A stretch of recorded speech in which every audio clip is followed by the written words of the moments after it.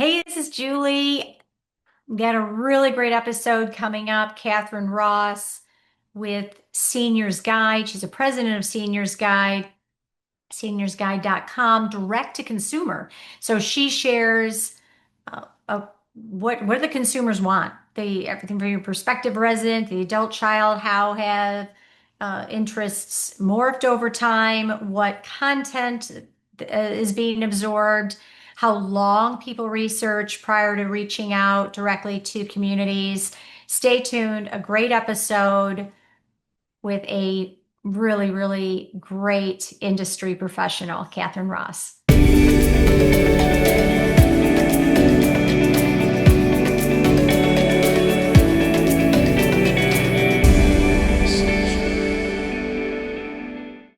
Hello, welcome to another episode of the Grow Your Occupancy Podcast. I'm Julie Podewitz, and I am here with the lovely Katharine Ross. Katharine, hello. Hi, Julie. Katharine is the president of Seniors Guide. So, good morning. We just saw each other, right, at the SHN Seniors Housing News Conference in beautiful Orlando, Florida. What did you think of the conference? Oh my goodness. I love what the senior housing news team does. They bring such a journalistic approach to content that I think their sessions tend to have a lot of good, meaty takeaways in them. Um, Obviously, you and I both go to a lot of conferences, and everyone has a different nuance and a different personality. Yeah. The senior housing news team, I've been going to their conferences for years. And they are just go, go, go and drinking from the fire hose with information. It's incredible. That is true. I want to ask you your one of your takeaways, but first, tell us a little bit about Seniors Guide. Sure. So, Seniors Guide was started by my father in law as a solution for caregivers. He was caregiving at the time for his dad, a World War II vet, and realized resources were hard to find. And since then, we've grown into a nationwide website, seniorsguide.com. And of course, we still have some publications, especially in Indiana, Virginia, Ohio, and North Carolina. But what we find is by programming content for every facet of life after 65, we're able to engage with consumers at the early stages. And then as they do research, they work with our website to learn more about care levels and pricing nuances and everything else. So you are direct to the consumer. Yes, yes. We Oh, believe that connecting providers to consumers directly benefits everybody in the buying hmm journey. hmm So when a consumer is on our site and doing research and asks for information from one of our providers, that only goes to the provider they're interested in, and it goes directly to the provider without a middleman or a middle conversation in any way, because we think that the teams of the providers have trained on how to market their communities will serve the consumers best. It sounds like a win. Well, the win-win, as it's said. Oh, let's talk about the consumers. Let's talk about the the potential residents, the influencers, right? Because you're reaching everyone who might from every walk of life, right? Who may reach out and look for information. Yeah, absolutely. It's interesting because I think 5 or 6 years ago, we would have said that adult influencer was the majority of the audience on our site. They were doing research and the different care levels for their parents. But now that the boomers are aging, that self-led senior research is happening so much more now. And within minutes of watching a user study on my website, I can tell if it's a senior digesting the information or if it's an adult influencer. And it's the speed in which they digest the information. And then it's also the type of information they're gravitating to. And so it's a fascinating difference in consumer behavior that the industry really needs to understand and program for. Well, I'm going to ask Catherine, the speed at which the information is consumed and also what information. Mhm. So, what information seems to be of interest to the prospective resident? And also, I find it interesting that you are seeing a rise in the potential residents or prospects themselves. And like you mentioned, maybe 5+ years ago, it was primarily the adult child. So, what are you seeing? What information does the prospective resident or the prospect want or need?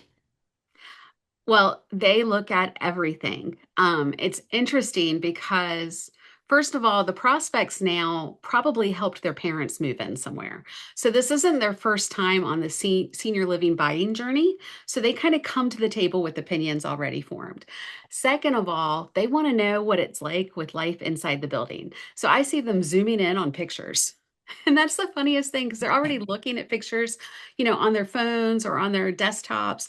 And then they Hmm. zoom in even more to see what's really going on in the scene.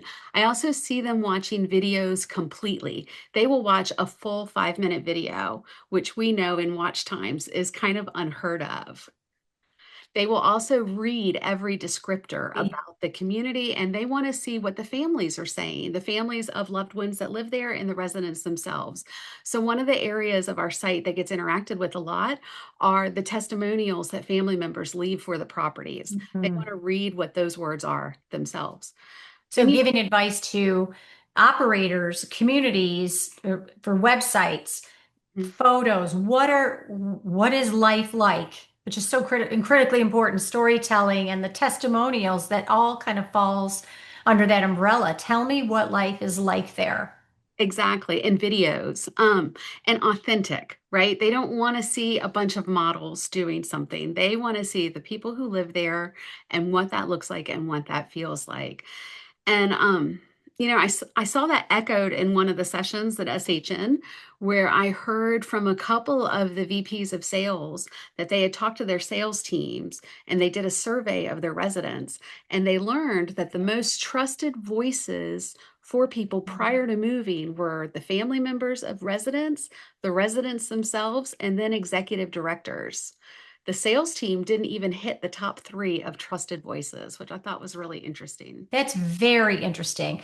So if you're listening and you're not putting content direct from the source, your residents, testimonials, videos, a storytelling, you're missing the mark. It's an Yeah, area of opportunity. it's a definite area of Yeah. opportunity. Mhm. Well, sales, I'm very passionate, obviously, about selling senior living and salespeople and everyone who serves in the space. It's a difficult job. A lot of people need us. They don't want us. So that skill, the trust building, and salespeople are working really, really hard to do that. The perception, though, perhaps like, oh, well, that's your job. You get paid to do that, but residents don't. And maybe even the executive director, from maybe one step removed from quote unquote sales, even though we know selling is really led by the ED. So you're finding that the executive directors who are building trust and communicating that really resonates with the consumer ultimately. That's what I heard at the panel at SHN. Oh, Yes, that's what, okay, the panel. Yeah, and that makes sense. yes. One of the things that I took away, it's really simple, something I really believe in, but it gets reinforced over and over and over, is the power of for example, as simple as that executive director post or thank you call. That Hmm. there's millions of points of data that track that Yes. EDs. So executive directors being involved from that sales perspective. Well, it deepens the connection, doesn't it? Yeah. I mean, as an adult daughter or as a resident yourself, if you have a connection to the executive director who's ultimately responsible for everything going on in that community, that's going to make you feel more seen and more enveloped in what's going on. And so it makes sense when you just think about the psychology behind all of us, right? Yeah, it absolutely does. It does. You're let's shift back to your consumers, people who consume, your information. I know you're a real connector as well. You want to provide information, provide data. The how can you compare like maybe today's consumer, when your customers on your website researching, learning to maybe 5, 10 years ago? The length of time that they do that before reaching out. Are you seeing any difference there, Catherine? Meaning kind of that pre-call or pre-inquiry research? Absolutely. We've always been on the front end of research, but what we're seeing is people are thinking more long term and they're researching for months and years ahead of things, even before they make the first phone call or the first reach out to a community. And where that's important is your digital footprint is creating a reputation for you, whether that's through Google reviews and Google stars, or it's through your own website, or it's through the way your website or your brand interacts with websites like mine, where a lot of front end research is done. It's important to have that impression out there and have it be a positive impression the entire buyer's journey. And we're also seeing that they want more depth of information online before they talk to anybody. They'd prefer to look at pricing and understand price ranges from an operator's website before having to have a conversation with somebody at the community level. And 6 years ago, that wasn't as available as it is now. Luckily, the industry has really moved the dial in that way.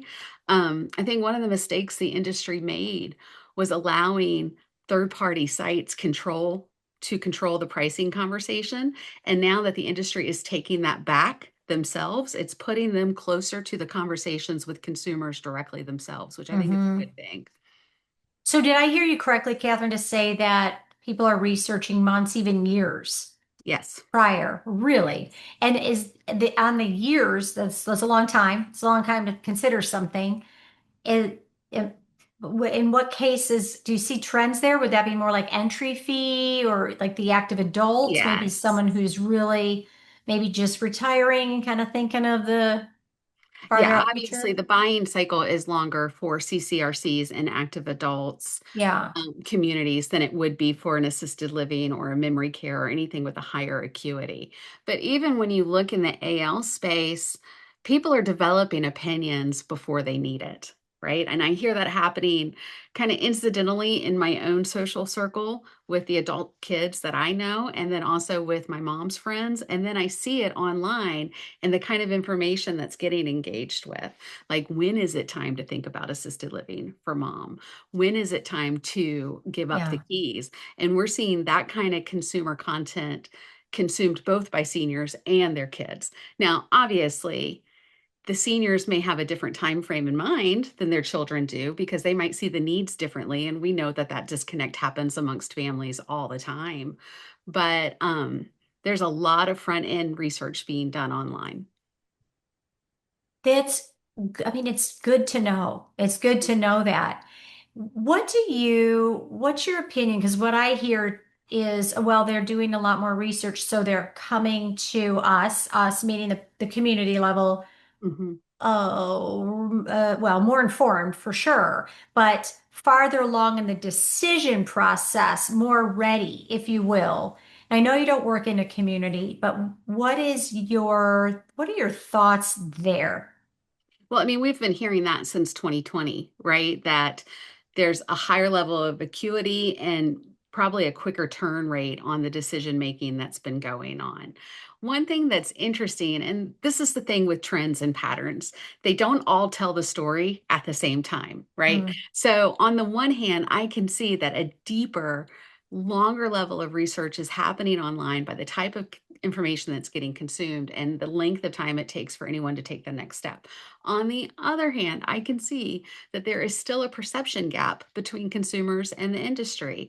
When you look at Google Trends for 2025, nursing home as a term has been searched 4 times as much as most of the other retirement living terms. wow. And it's not nursing, it's not skilled nursing, it's not our technical term for it, it's nursing home. Yeah.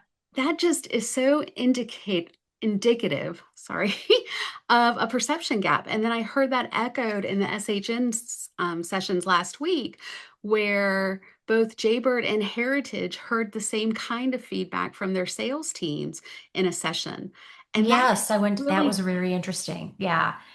that was Yeah. fascinating to Well, me. it kind of makes sense in a way because you and I are shocked by that or unpleasantly surprised. Mhm. But we've been in this for a long time. When, if you think about it, people who are either adult children or influencers themselves, especially the adult child, even though we've been having this discussion, right, in the industry, they haven't. So you think, Right. gosh, aren't people a little more informed? Well, they haven't been included in the conversation. They're coming to the Right. table the same way, if you will, as someone maybe 10 years ago. So they're like, well, nursing home. And in that same panel it was mentioned, and this is also something that's been talked a lot about, is it would, is there a way that, that we could get together as a industry, like the Right. Got Milk campaign was Right. mentioned, where it was like the Dairy Association of America, might it be that group and association could get together and do some image or messaging or branding around, assisted living or independent Well, as a service or as Well, and you're right. It would be great if we could have someone or some entity as influential as the dairy lobby do that on behalf of our industry. But I do think as individuals, we have the right opportunity for each of our marketing messages to close that gap. And doing that is by showing authentic experiences and stories inside the communities. It's taking um, the concept of building an identity around a community. Now, Revel does this really well. The kind of idea of embracing identity led marketing. They had a video recently that had a bunch of their residents indoor skydiving and go kart racing. And what was fascinating about it is, as Eric Benson, the VP of Revel, was talking about it with me, he said, well, you want to get reveled. He turned his brand into a verb. I love that. I know. And It's okay. I think that's fantastic. And then Commonwealth did a really great job where they had the accomplishment cake kind of bit they did on TikTok recently, where everyone goes up and puts a candle in and talks about an accomplishment from the year behind them. One accomplishment was downsizing and feeling supported through that. Another accomplishment was going to Hawaii with the family. And it really was telling the story of resident experiences in a unique, engaging way that helps families see themselves in that situation. And I think the more our industry can do that time and time and time again, we'll all shift that narrative I together. love that. I love that. Anthem Memory Care is a phenomenal job on TikTok of that. What is life like and how vibrant and Yes. you wouldn't have to know anyone at that company to feel these people care about their residents and through very short TikTok. So I agree with you. What other advice, Catherine, with all the knowledge that you have and the consumers wanting that information and researching for so long, what other advice do you have for operators out there to speak to and maybe, draw in, right, people sooner rather than later? What's your, I think the best way to draw people in sooner than later is through entertainment and through something that they're curious about naturally, anyways. And so if you're doing that through maybe the content on your site, but also through your email drip campaigns and nurturing that lead database, right? Help speak to the things they're naturally interested in as a brand. Share other resources out there. If someone's very interested in gardening, kind of lean into that subject matter. And there's lots of stuff on the internet you can source. Obviously, we have a lot of content on seniorsguide.com, and operators are welcome to use our articles in those drip campaigns. Beyond that, you can also show the engagement of the community around specific interests because it's going to be those niche interests that help attract others to you. so by entertainment, Yeah. by communication of showing, communicating what's happening, like why should someone visit you? Why should someone come back into your, or for the first time or revisit when they're not yet ready? Well, We and you can want do them to come in, right? Yes, and you can do that through events too. If you have Yeah, niche events that are very like a gardening event of some sort, then you're yeah. bringing people in for something they're passionate about, getting them exposed to your campus, getting them exposed to your residents. They can kind of hear how things are. My controversial opinion here Oh, is give that us okay, let's end on controversy. I love it. I love it. I don't think that every marketing initiative has a definitive correlation to last lead attribution. I To think last lead or lost lead? last lead, like not every marketing initiative can be drilled into, okay, this sent me this exact tour. Because ideally, if you're building your brand well, you're doing that through a lot of different platforms, a lot of different mechanisms. And then somebody's heard about you for years before they need you. Right. Sure. So maybe they go to your website. Whatever sent them to your website may or may not be what really influenced them over the time, right? Interesting. And Yeah. so I know that like as a marketer, I probably just said the worst thing in the world, which is every piece of business cannot be tracked to a single point of contact. But I think we as humans tend to make decisions based on a lot of points of influence, not just a singular point of influence. Oh yeah, I don't know how controversial that is. I would agree with it 100%. I mean, even for our business, we go to conferences, we do podcasts, we do just reputation, a lot of digital marketing, a lot, word of mouth, et cetera, direct referrals, and how re-seeing people and what is the source, right? It's a combination of all in a lot of cases, right? Oh, I've seen you, I've heard about you, or oh, and then someone else mentioned, oh, and then I saw you at a conference. Though it's really that this is a conversation for next time. Outreach, outreach, outreach, and networking. One thing I wanted to say on that is something about you that I noticed and I certainly appreciate, and we've known each other professionally for some years, is that you make it a point, or it would seem like you do, to connect, to be a connector. And I think that just kind of ties right into what you were saying about the outreach, the networking, the multiple points of connectivity. Again, I'm assuming that's really important to you. What can you tell us, like, what is that come naturally, or how did you come to do that, and how effective is that for you and others? I I did. I just kind of came into that very naturally. I am in love with the senior living industry. And I think for those of us that have been in it for a long time, we understand the nature of the hearts that are involved and how this isn't an industry that you come into without having a heart and value system that wants to serve seniors. And so that just genuine passion for the industry makes me want to be someone that helps others see that and then find the opportunities within the industry that serves that. But really, I just want to serve seniors the best that I can. And if I can help great people find great roles, and if I can help great people connect and find other great people that serve seniors well, then I'm here for it. Katharine Ross, president of Senior Guide, Seniors Guide. Hmm. seniorsguide.com. Please check out the website. Thank you so much, Katharine, for spending time with me today on the Grow Your Occupancy podcast. Thank you, Julie. I always love seeing you, and I appreciate everybody that listens and likes and shares, subscribes so others can learn from experts like Katharine. Thanks for staying to the end. Until next time, I'm Julie Podewitz. All right, take care. Thank you.